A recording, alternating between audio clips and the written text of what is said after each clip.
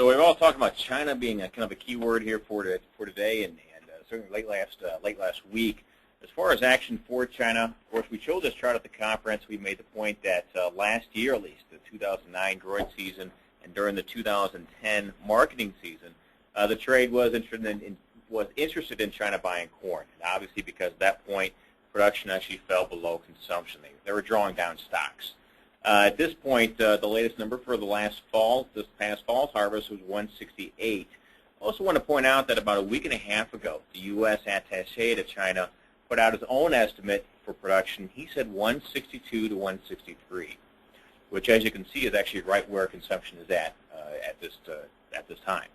So keep in mind, there's also a chance China could actually lower their production, as they have done in the past, maybe at some point in the summer. That's even possible here. So we're going to keep that in mind. And this is, as I said, this is for the 2010 crop, which was already harvested this past fall. So keep in mind, there's people actually suggesting that production is a little lower than what the government has suggested here.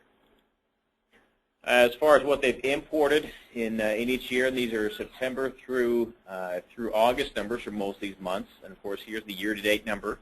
So these sales are made back in the past summer, and these were delivered from September through December. So they qualify as the current crop year. Also keep in mind, USDA has us plugged in for a full 1 million ton import total for China. And when China buys, they always buy from us. Generally about 90–95% of what they buy on corn is from the U.S. So keep in mind there is room, and USDA expects them to buy corn at some point this year. So this shouldn't be too far out of hand. So keep that in mind here as well. Now the biggest question that we all kind of ask ourselves is, well, is there an actual fundamental reason, or I should say a price reason, for these guys buying our corn versus the domestic price? And I'm working on a project right now where I'm going to compare the imported price of corn, in other words, what they could buy from us, versus the domestic prices. And I'm still pulling in domestic prices to finish this one up. But I just thought you guys might be interested in seeing the first part of this study, which is basically the imported price of corn, which is all these dots here since the first of the year. Just like our price did, the imported price of corn fell dramatically. And of course, what you guys might find interesting is the comparison here on prices down here of this little table here, Central Illinois. So back on Thursday, you could buy corn here in Illinois at $6.18. You could buy it down at the Gulf, so $6.97. Look at the price down here, almost a $3 premium in order to get that corn from the Gulf all the way over to China. And of course, this is Gulf. This is not the Pacific Northwest, where we actually will get some imports out of as well. But I just want to point out that there's a dramatic spread. Certainly, that the shipping also is a big deal that we don't quite watch as closely as we should probably in this case. But certainly, the main point is, just like U.S. corn, they could buy our corn for a much significant discount compared to the first of the month. And as I said, what's going to be more important on this chart is when I do get their domestic price overlaid on this one, I would suggest that it probably did show a slight dip, but nowhere near as much as this. So there probably was a period for like 4 or 5 days where U.S. corn was cheaper to buy over in China.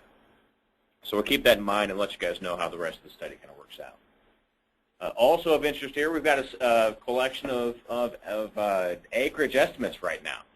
So USDA is here at 92 for their Ag Forum that they released back in February, and since then we've had a kind of collection of estimates here ranging anywhere from 91. CHS, they've actually got an over 92 is what they specify. There's actually not a certain number. But for corn at least, these really aren't dramatic changes compared to each group's numbers. Generally 91 to 92. You do, of course, as Goldman coming out today with their little higher number. But for corn, this is not a big range of estimates here. Let's take a look here at beans. You guys might be more interested at these numbers here.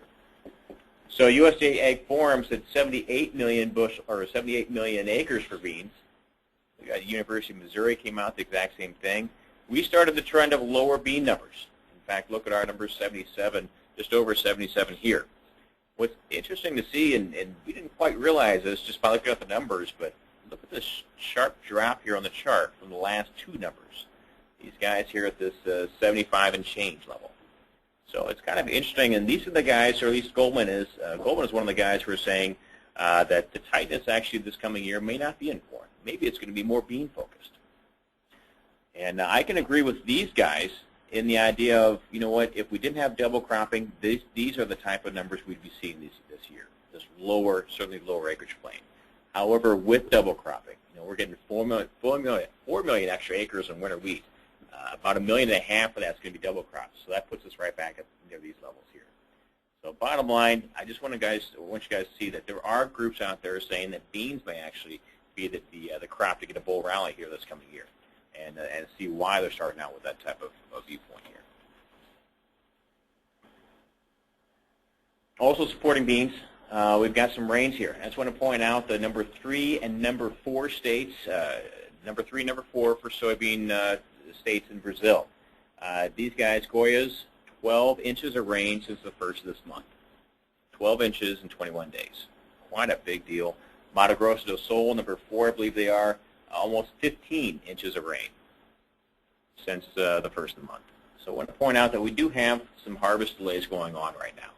As you guys know, we start harvesting in the north, and we move harvest down south for South America.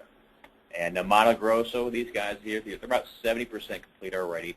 So harvest is moving into the central part of the region here. And as I said before, these are the guys which have got all those rains.